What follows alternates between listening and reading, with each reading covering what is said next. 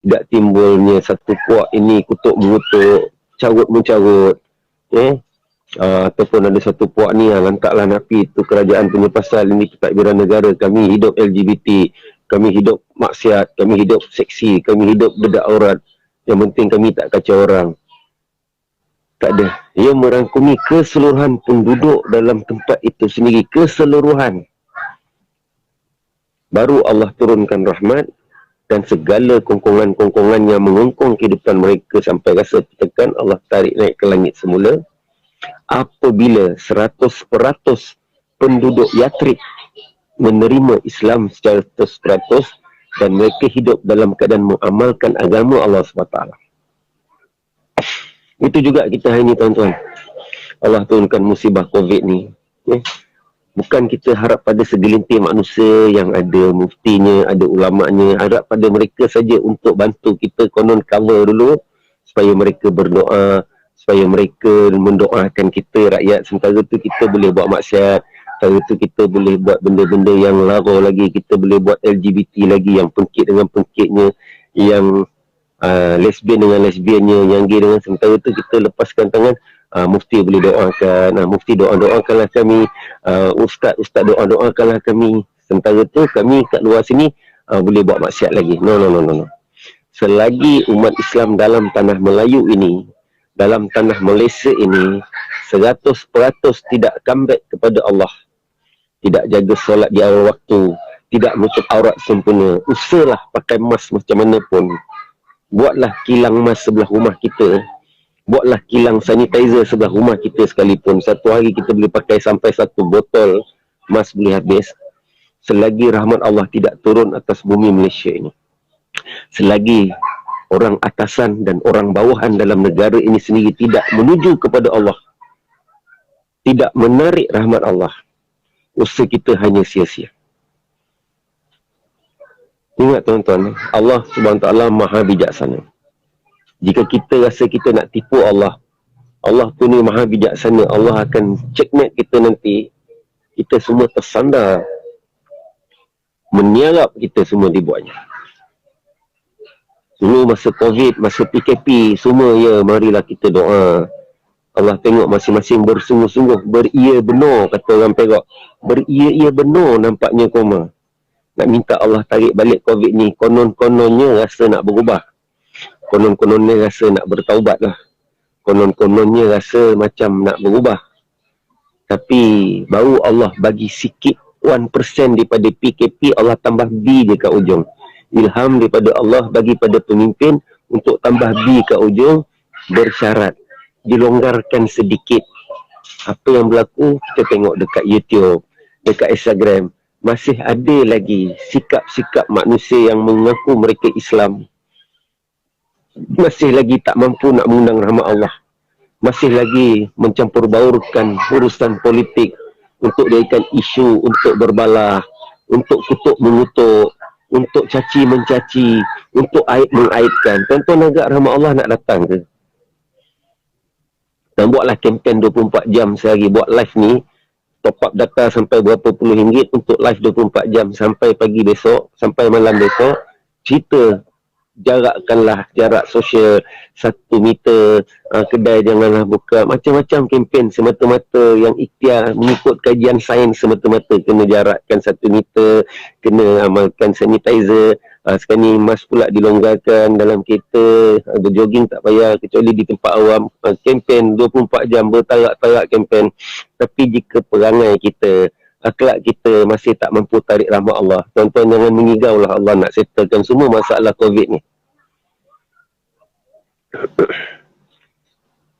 Kita kadang-kadang bagi pendapat, bagi alasan macam kita bertuhankan saintis, bertuhankan pendapat yang pandukan pada saintis, seolah macam apa yang Nabi pernah sampaikan pada kita seolah macam kosong belaka. Beria benar bayar ustaz untuk datang bagi ceramah Madu Rasul, bagi ceramah Isra' Mi'raj, konon-kononnya cinta pada Rasulullah, tapi kata-kata Rasulullah semuanya macam hanya ibarat kertas kosong yang dia buat roket, dia campak macam tu je.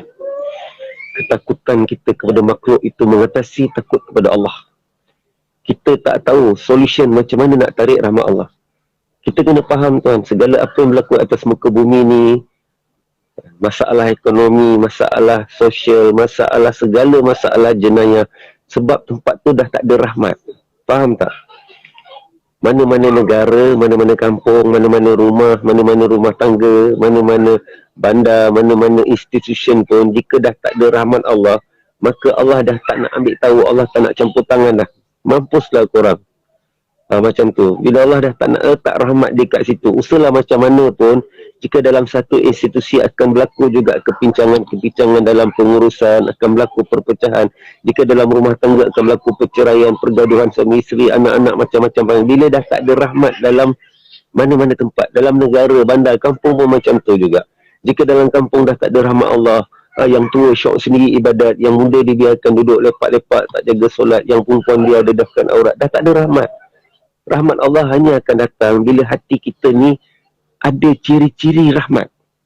Macam mana ciri-ciri rahmat Nabi SAW? Sampai Nabi tu digelar sebagai Rahmatul Alamin, Sayyidul Mursalin, Khatamun Nabiin, Rahmatul Alamin, sebagai khatam segala Nabi, dan Sayyidul Mursalin, ketua bagi seluruh Nabi-Nabi, dan Rahmatul Alamin, rahmat untuk seluruh alam, untuk umat sampai kiamat. Apa ciri-ciri, specification pada Nabi SAW sehingga dia dipanggil rahmat? Kerana dia ada sifat kasih sayang pada umat, ada sifat risau, ada sifat bimbang, dan ada sifat tak suka kemaksiatan itu berlaku. Bukan benci pada pelaku maksiat tu, bukan mengecam pelaku maksiat tu, tapi dia membenci kemaksiatan itu berlaku terus dalam kehidupan manusia yang digelar umatnya. Maka apa Nabi telah buat? Nabi telah buat dakwah. Nabi telah menggerakkan usaha menyampaikan agama, ajak manusia meninggalkan maksiat, ajak manusia tinggalkan kemungkaran, ajak manusia meninggalkan segala kejahatan dalam keadaan baginda dihina, baginda dikata gila, baginda dikata telah membawa agama yang baru, kononnya melanggar hukum-hukum seolah kehidupan nenek moyang orang-orang terdahulu. Macam tu juga ini, bila kita datang bawa benda sunnah yang boleh menarik rahmat Allah, apa yang diperkatakan, oh kita tak moden, kita tak up to date, kita tak ikut zaman, kita tak faham saintis, kita tak faham kata doktor, kita tak faham kata pemimpin, kita sebenarnya tak faham cakap Allah. Sebenarnya itu jawapan dia. Kita tak faham apa yang Nabi telah sampaikan, dan Nabi telah buktikan macam mana Nabi bawa rahmat pada hati-hati penduduk Yathrib, sampai semua telah copy paste, bukan photostat hitam putih, photostat color lagi, masuk ke dalam hati-hati penduduk Yathrib. Maka Allah buat keputusan penduduk Yathrib dijauhkan pada kongkongan, dan Allah ubah nama penduduk Yathrib jadi Madinah Munawwarah, tempat yang penuh dengan Madinah, din, tempat meningkatnya agama yang munawwarah, yang boleh pergi ke seluruh dunia. Agama yang sampai dekat kita hari ni, pusat dia berpunca daripada Madinah Munawwarah. Din itu agama Malik Yaumiddin.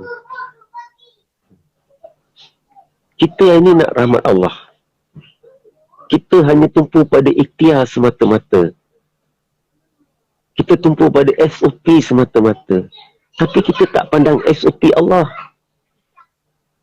Kita nak orang jarak sosial, kita nak orang pakai mask, kita nak orang pakai, kita nak orang taat SOP, PKPB dilonggarkan. Okey, boleh rentas negeri tapi ada syarat. Itu kita ketatkan, itu kita longgarkan, tapi kita tak ketatkan SOP Allah. Kita tak tekankan sungguh-sungguh bagi tahu pada umat bahawa segala musibah ini okey ke tak okey bergantung pada amalan setiap umat dalam negara tu untuk tarik rahmat Allah. Hanya segelintir. Kalau 1000 orang, hanya 90 orang saja yang ibadat, yang tarik, menangis tengah malam. Tapi lagi, kan, 910 orang lagi hidup dalam keadaan leka dan lalai, masih berbangga dengan kemaksiatan. Allah takkan buat keputusan secepat mungkin. Jadi tuan-tuanku yang mulia, kita kena sama-sama merenungkan perkara ni, supaya Allah SWT cepat buat keputusan dia. Jangan kita terkial-kial buat keputusan untuk tarik rahmat Allah. Tarik rahmat Allah bukan semata-mata ikhtiar. Ikhtiar tu hanya ikhtiar.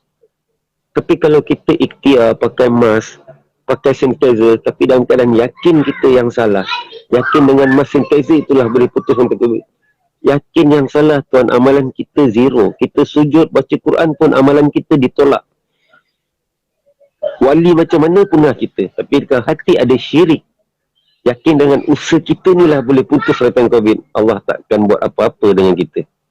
Bahkan amalan kita pun isi Allah zero. Jika kita mati pun hanya bawa sebesar zarah syirik pun, jangankan nak masuk syurga, nak cium bau syurga pun Allah tak izinkan. Allah cukup benci dengan perbuatan syirik, perbuatan yang menyekutukan Allah, perbuatan yang berlawanan dengan akidah la ilaha illallah. Apa la ilaha illallah bermaksud akidahnya? La ilaha, menafikan seluruh makhluk selain pada Allah ni semua tak ada apa-apa. Semua tak ada apa-apa, tak boleh buat apa-apa. Allah suruh kita letak yakin tu 100% dalam hati ni, bukan 99.9999% pun Allah tak nak. Allah nak 100% solid, tidak ada sumpit, tidak ada sumbing, tidak ada pecah, tidak ada retak. Allah nak 100% solid, hanya mengatakan la ilaha, selain pada Allah semuanya makhluk. Tak boleh sikit pun nak bagi manfaat, tak boleh sikit pun bagi mudarat, melainkan dengan kehendak Allah. Illallah, hanya Allah Maha Kuasa. Boleh ikhtiar macam mana pun, tapi tak boleh yakin dengan ikhtiar itu. Kita sakit, Allah suruh ikhtiar makan ubat, tapi Allah larang dan benci yakin ubat tu yang menyembuhkan. Allah suruh kita yakin dalam hati illallah. Sebab tu ada cara nak makan ubat. Sebelum kita makan ubat atau sebelum pergi ikhtiar ubat, Allah ajar Nabi kita, suruh tunjuk dekat kita, wa'mur ahlaka bis-solah wastabir 'alaiha la nas'alka rizqa nahnu warzuquk wa akibatu litaqwa. Allah beritahu dalam ayat ni, apa-apa masalah 2 rakaat dulu. Bak kata otai legend kita, lagu saya anak Malaysia, DR Sam, nama DR Sam tu apa maksud? Selesai all masalah. Tuan-tuan, para sahabat, jangankan masalah COVID, jangan masalah pemimpin, jangankan masalah ekonomi, masalah hilang tali kasut pun, dia solat 2 rakaat dulu, minta dengan Allah. Ya Allah, tali kasut aku hilang, ya Allah. Kau selesaikanlah masalah tali kasut aku, ya Allah. Semua ada jumpakan balik, tak pun apa-apa cara pun supaya aku ada tali kasut lain. Dengan solat dia, Allah bagi dia jumpa tali kasut tu balik. Allah boleh buat, ada orang datang bagi kasut baru, ada orang datang bagi tali kasut, tapi kena gembiranya Allah, Allah tunjukkan benda yang mustahil, yang tak mustahil di sisi Allah. Yang pada kita mustahil, pada Allah tak mustahil. Tali kasut yang hilang betul boleh datang balik. Allahu Akbar. Inilah iman. Inilah perkara iman yang telah diusahakan oleh Nabi SAW dan para sahabat, dan telah diusahakan oleh seluruh para Nabi. Perancangan jejak Rasul. Dengar ustaz-ustaz ceramah. Banyak kali kita dengar. Banyak kali kita dengar. Kisah macam mana Nabi Ibrahim AS telah diuji oleh Allah SWT, nak dibakar oleh Raja Namrud. Dalam kisah ini Allah SWT telah tunjukkan betapa maha hebatnya Allah yang membantu seorang hamba dia, bukan sekadar title dia Nabi, tapi kerana yakin dia yang betul kepada Allah. Bayangkan di hadapan api yang sebesar 3 kali ganda KLCC, dia dah dilastik untuk dimasuk dalam api, dia tak terkesan dengan panasnya api. Bahkan Allah hantar malaikat yang bawa hujan untuk offer, wahai Nabi Allah Ibrahim, nakkah aku bawakan hujan padamkan api? Apa kata dia? Hasbunallah wa ni'mal wakil, ni'mal maula wa ni'mal nasir. Sudah cukup Allah sebagai wakil aku. Malaikat pun makhluk, hujan pun makhluk, api depan tu pun makhluk. La ilaha illallah. Gembiranya Allah dengan yakin dia, Allah tak bagi bantuan lagi, Allah hantar pula malaikat angin. Offer juga lagi nak bawa angin tiupkan api ni bagi padam, pun dia kata hasbunallah wa ni'mal wakil. Allah cerita dalam Quran. Nak bagi tahu yakin ni macam ni Allah nak. Walaupun disuruh pakai sanitizer, disuruh pakai mask, hasbunallah wa ni'mal wakil, kita pakai. Tapi jangan sampai kita rasa orang tak pakai mask tu satu dosa besar. Abang tak pakai mask tak boleh masuk Petronas. Adik pakai tudung tapi pakai t-shirt bawah dada nampak ketat. Sarung tangan tak ada, nampak lengan. Ni lagi dosa besar. Kita tak nampak itu dosa yang mengundang musibah Allah. Orang tak pakai mask, kita rasa macam satu musibah tak boleh masuk Petronas. Seolah itu satu kesalahan besar. Sebab otak kita dah miring. Yang mana Allah tak suka, kita tak nampak dosa. Yang mana kita rasa benda tu salah, kita rasa dosa besar sangat. Tak boleh masuk. Kita sanggup bergaduh dengan customer semata-mata sebab dia tak pakai mask. Tapi apa rasa kita kalau orang tegur kita, awak tak tutup aurat so pun ini benda haram, dosa besar. Kita rasa macam perkataan dia tu mendatangkan kemaluan kita, mendatangkan, menjatuhkan aib kita. Tapi kita tak rasa pula kita marah orang tak pakai mask tu macam mengaibkan. Padahal itu tak dosa pun tak pakai. Cuma satu ikhtiar. Tapi tak tutup aurat. Dengan tutup aurat, perintah. Perintah siapa? SOP Allah. Kita tak nampak. Peganglah kata-kata ni tuan-tuan. Kita buatlah lagi 20 kilang, 20 tingkat buat sanitizer dengan mask. Selagi penduduk tanah Melayu, penduduk Malaysia ni yang beragama Islam tak berusaha untuk berperangai tarik rahmat Allah, Allah takkan settlekan masalah. Allah main-mainkan kita. Macam mana kita main-mainkan agama Allah. Bulan Ramadan semua tunjuk baik. Yalah, sebab setan diikat. Ni setan dah lepas. Semua berguru balik dengan syaitan-syaitan mereka yang dah berguru, yang berkursus sebelum ni. So setan pun dah habis kursus, datang balik. Di hati masing-masing, amalkan balik kehidupan-kehidupan yang cuti masa Ramadan itu hari. Yang mana suka maksiat-maksiat balik. Yang mana tak boleh bermaksiat, gelisah. Gelisah tak boleh syuting. Gelisah tak boleh pegang tangan perempuan. Gelisah tak boleh berjudi. Gelisah tak boleh mengumpat. Gelisah tak boleh mengecam. Gelisah tak boleh jadi netizen gelisah. Habis Ramadan, semua happy balik. Tuan, macam mana nak tarik rahmat Allah? Tengoklah dekat YouTube, ada berapa channel. Tak habis-habis cerita kutuk Mahathir, kutuk Najib, kutuk Lim Guan Eng. Tuan, Allah tak bagi siapa saya dengan tuan-tuan nak kutuk sama makhluk. Kita diperintah untuk mendakwakan makhluk-makhluk yang buat tak betul tu untuk datang kepada Allah. Bukan kita kutuk, bukan kita kecam dia, bukan kita aibkan dia, bukan kita dedah keburukan dia lagi dan lagi supaya orang lain boleh share, supaya orang lain boleh kecam, orang boleh cerita melampau-lampau batas.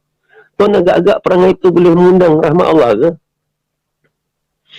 Yang pihak ni kecam ni, yang pihak sana kecam sini, pihak sini kecam sana, tambah buruk sana, maki hamun. Nanti yang bagi komen, mengutuk. Kutuk ni lah pula, yang mana kutuk Mahathir, kutuk Mahathir, mana kutuk Najib, kutuk Najib, mana tak suka Perdana Menteri Muhyiddin Yassin, kutuk Muhyiddin Yassin, mana tak suka PAS, kutuk PAS, mana tak suka DAP, kutuk DAP. Tuan anggap perangai macam ni boleh mengundang rahmat Allah ke? Agak-agak boleh mengundang rahmat Allah. Saya tak rasa mengundang rahmat Allah. Lagi Allah murka. Tuan-tuan, kita semua tak kira lah. Kita jangan tengok daripada segi parti. Orang tu Cina ke India ke Melayu ke Mak Saleh ke Afrika ke Korea ke Cina. Kita ni semua datang pada nutfah Allah. Allah jelaskan terang dalam Quran. Kita ni datang hanya daripada nutfah Allah yang busuk, yang tak ada nilai di mata manusia. Mana ada orang jual air manis sekilo RM20? Bulan Ramadan yang kemarau sekalipun, tak ada orang sanggup jual air manis sebotol RM1. Sebab orang tahu benda tu jijik. Itulah asal saya dan tuan-tuan. Itulah asal orang yang kita kutuk. Dan itulah juga asal orang yang mengutuk. So tak layak kita ni nak kutuk sesama makhluk. Yang kita layak kena buat, kuntum khairu ummah ukhrijat linnas. Kamu ini umat Muhammad. Bukan umat jadi netizen. Bukan umat DAP. Bukan umat UMNO. Bukan umat PAS. Bukan umat PAN, PN, apa benda lah. Bukan umat bersatu. Kita ni umat Muhammad. Umat yang terbaik. Kerana apa? Kuntum khairu ma ukhrijat linnas. Dihantar untuk kebaikan seluruh manusia sampai hari kiamat. Setelah wafatnya Nabi SAW, tugas Nabi ini dibagi pada kita. Itu pasal kita dipanggil umat terbaik. Bukan sebab kita ni pakar buat KLCC. Tak pakar mana pun buat KLCC tu. Yang buat piramid dulu lagi pakar. Sampai sekarang tak untuh-untuh. Kat KLCC pun pergi bahagian parking tu pun dah ada retak-retak dah. Tinggal nak runtuh je lagi. So, bukan sebab itu Allah kata kita umat terbaik. Bukan sebab kepandaian sains kita. Bukan sebab kepandaian biologi kita. Bukan sebab kepandaian admit kita. Kerana kita ada satu tugas khas menyambung tugas kerasulan. Bukan untuk jadi rasul. Tidak ada rasul lagi akan datang selepas wafatnya Nabi SAW. Tapi tugas untuk meneruskan vision Rasulullah SAW adalah tugas setiap orang yang mengaku dia umat Nabi SAW. Sebab umat terdahulu, sebelum Nabi SAW, termasuk Nabi Isa, Nabi Nuh, Nabi Musa, Nabi apa saja, umat mereka tak dibenarkan sekali-kali untuk menyambung tugas Nabi mereka. Walaupun Nabi mereka dah wafat, ramai umat yang murtad, ramai umat yang menyembah berhala, mereka tak dibenarkan sekali-kali untuk mendakwahkan kaum dia sampai Allah hantar Nabi baru. Faham ni benda ni, kena faham ni. Lepas ni terangkan dengan semua orang. Walaupun adik-beradik sendiri pun menyembah berhala, mereka tak diizinkan untuk menyambung kerja dakwah Nabi-Nabi sampai Allah hantar Nabi-Nabi baru datang, baru kerja dakwah diteruskan.